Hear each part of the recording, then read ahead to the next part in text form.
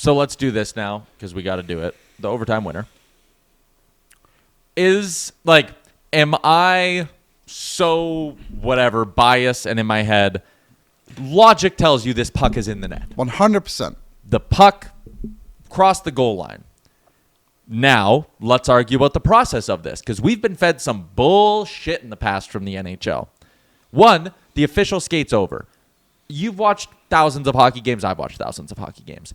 If the ref clearly sees the puck go over the line, what do? Goal. Point. Like, yes, I saw it. They are so eager to make sure everybody in that building and everybody on the ice knows that they saw the puck go in the net. We've seen it so many times watching this sport.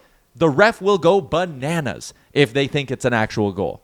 He comes, puts his hands up, says, whoa, and then decides that the call on the ice is a goal. I can't believe that. There's a picture, Aaron, and I don't know if you have it, of where all the refs are when that puck gets into Tristan Jarry's legs. This is stunning. Absolutely stunning that these 4 guys... You didn't see it go in. No one saw it go in. There's no evidence to prove the puck went in besides everyone now is a geometry major. Yep. And sorry, continue what you were going to say.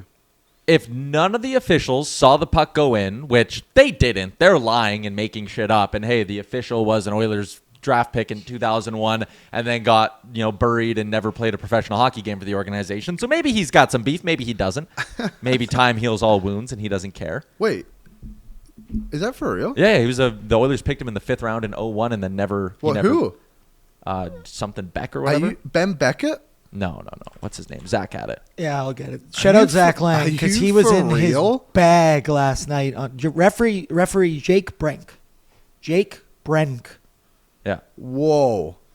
That's look, I actually don't think that has anything to really do with it. But that's a crazy coincidence. So the ref very clearly did not see that puck go in. Then decides he did see it go in. And what that does is it flips the burden of proof. Yes. Now they just need to watch the replay and they need to find decisive evidence that it didn't go in.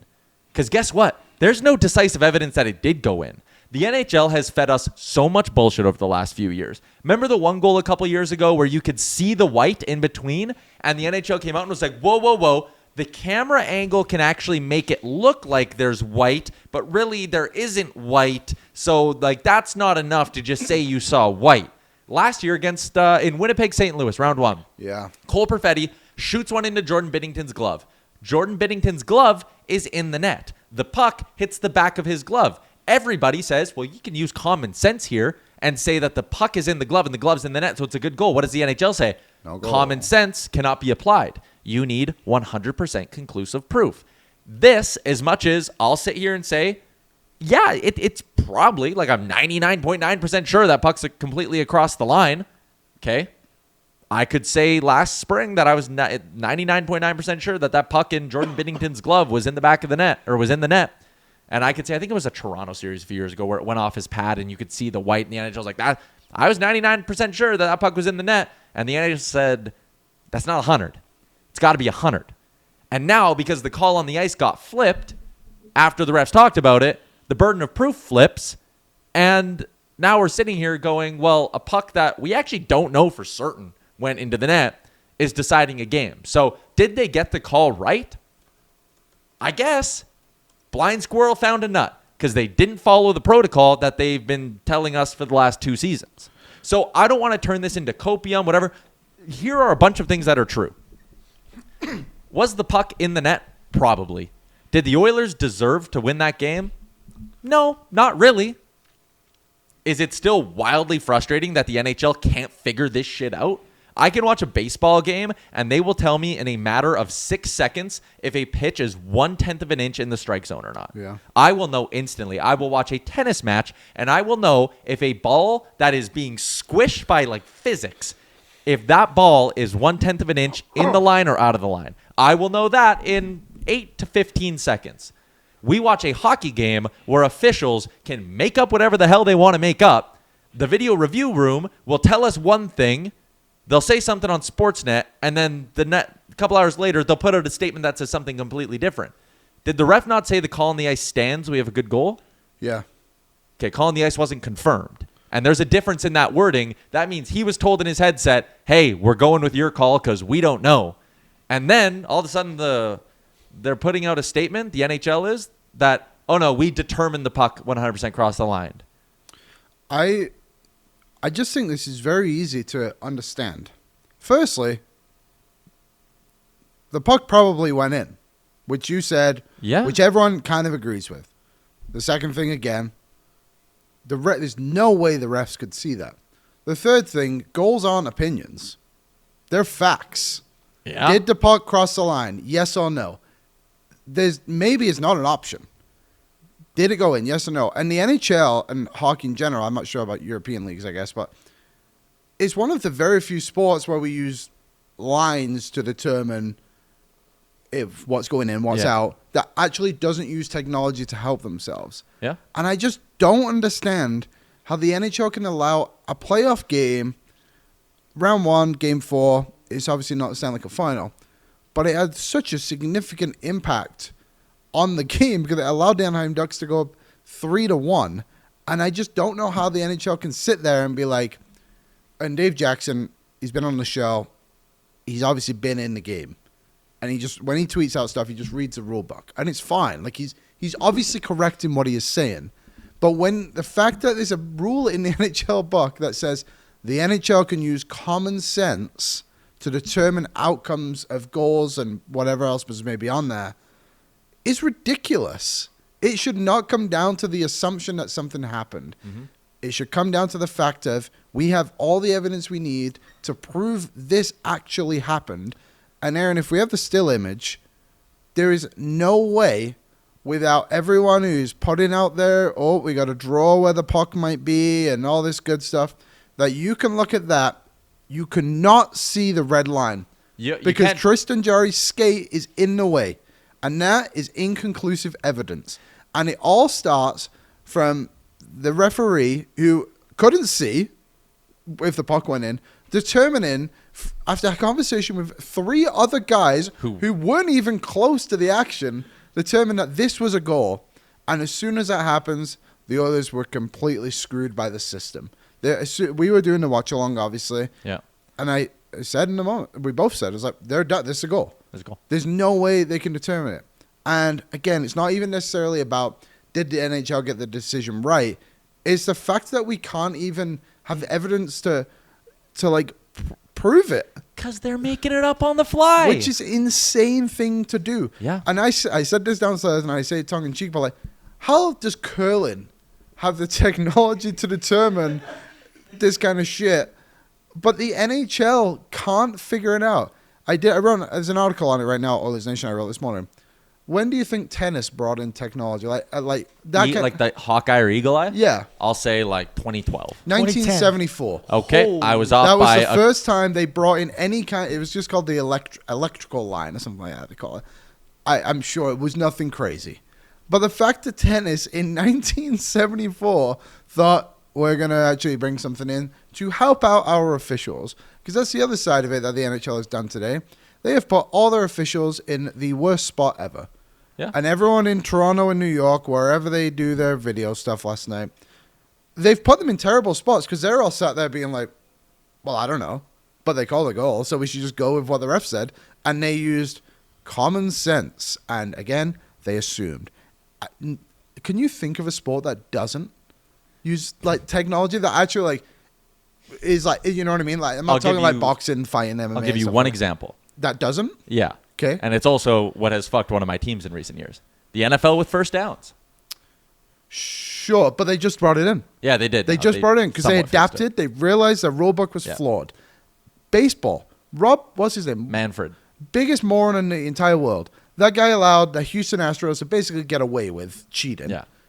But he didn't hesitate from being like, hey, like our game's too slow.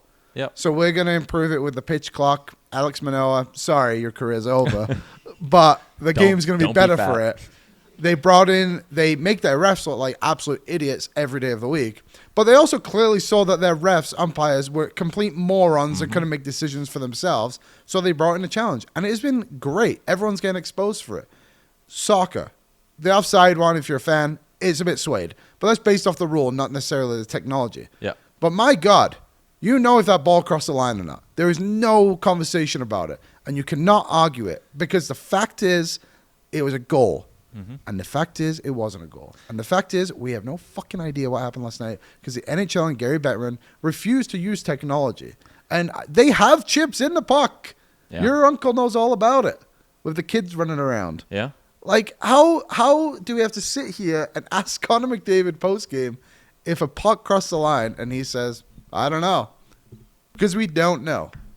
Nuts. But the Oilers don't deserve anything in this series anyway of all this. So, I want to highlight, Gord, I think you have a really good comment here. I hate that it ended like that. Gives the Oilers management, fans, etc. an excuse to blame the loss last series on it. Because the Ducks deserve to be up 3-1 regardless of a screw job on the OT goal. Ding, ding, ding, ding, ding, ding, ding. Completely and you know agree. What? Bigger picture for the NHL, the conversation is not, wow, what a game between the Ducks and Oilers. Did you see that puck that barely went in? All the conversation is, wow, is the NHL ever a fucking disaster? Yeah. What a joke.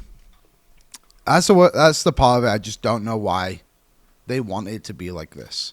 Yeah, like, I agree. Why do they not want to help their officials? They have the best in the world. And it is almost like they're just so stubborn to the idea of advancing the game.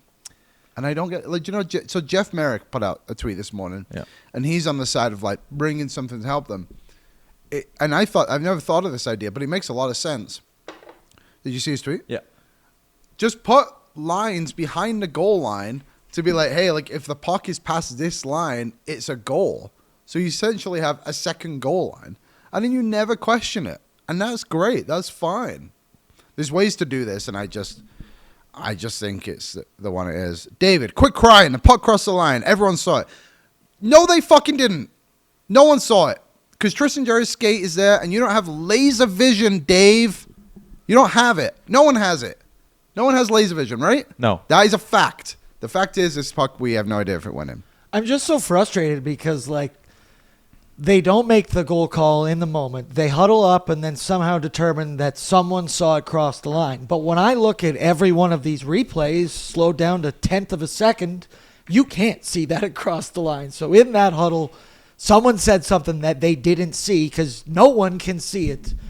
But I could talk to him blue in the face. What did Hut say? Someone put in the chat there that Hut said a good comment on it. I don't know. I did a show with him today. You think I'd remember? Uh-oh. He was kind of on the side of it's like, did it probably? I think he agrees with us.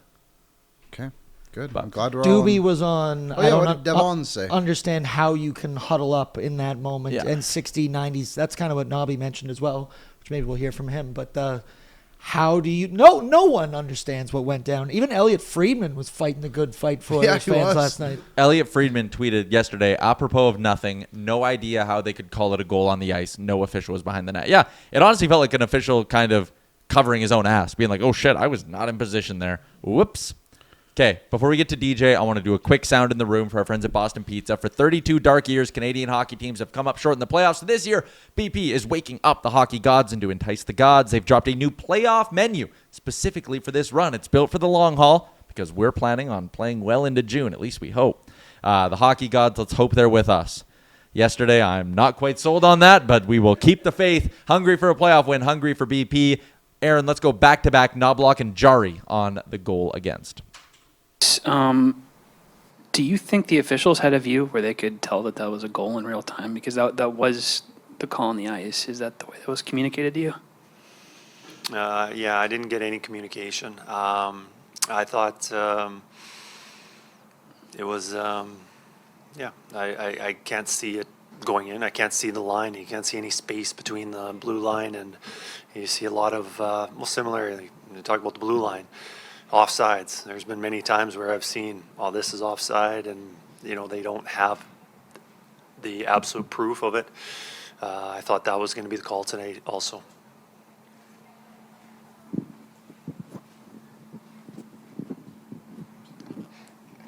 Kris, off of that, how much do you think, though, the goal call, it being a goal call on the ice, and then figuring out the conclusiveness or inconclusiveness was a factor in that? Yeah, I guess the goal call on the ice was probably about 60 to 90 seconds after, maybe even more. They huddled and they got to the center ice, and then they made the call that it was a good goal. So I don't know, it wasn't very definitive. What is your opinion on the overtime winner? It's hard. We were just looking at it in there, and you really can't tell. I'm sure you could go either way with it. You could say it's a goal, it's no goal. There's going to be opinions about it, and obviously on the losing side of it, we didn't think it went in, but it's tough. Really strong game too, especially for a guy that hasn't played in a while. And it ends that way. It doesn't seem fair, frankly. It's kind of a bad break on the end of a good night. Is that fair? Yeah, you never want to be on that side of it. It's tough to lose that way. It's tough to kind of have the indecision of that, but I guess that's the way it goes, and you obviously wish it could have went the other way. Yes, Tristan, I do wish it would have went the other way.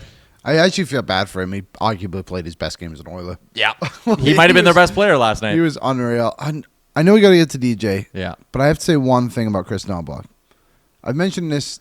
I don't really care how he comes across in certain moments. Like, it's not really something That's my one thing to say about Kris Knoblauch. I really care about. But that is a moment that you need to stand up for your team. Yep. Because you think of the flip side, Joe Quenneville is dragging those refs around the ice by their heels. When they threw a bird on the ice, his head was about to explode. And John Cooper's doing the same. Bruce Cassidy's probably doing the same.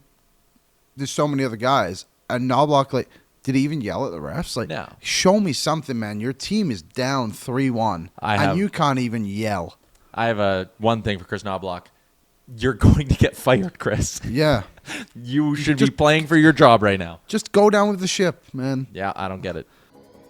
What's up, Nation citizens? If you enjoyed today's episode of Oilers Nation Every Day, make sure you hit the subscribe button here on our YouTube to not miss any of our content. We got you covered from interviews, insight, analysis, everything you need to stay up to date on everything around the team. Hit that subscribe button so you don't miss a video.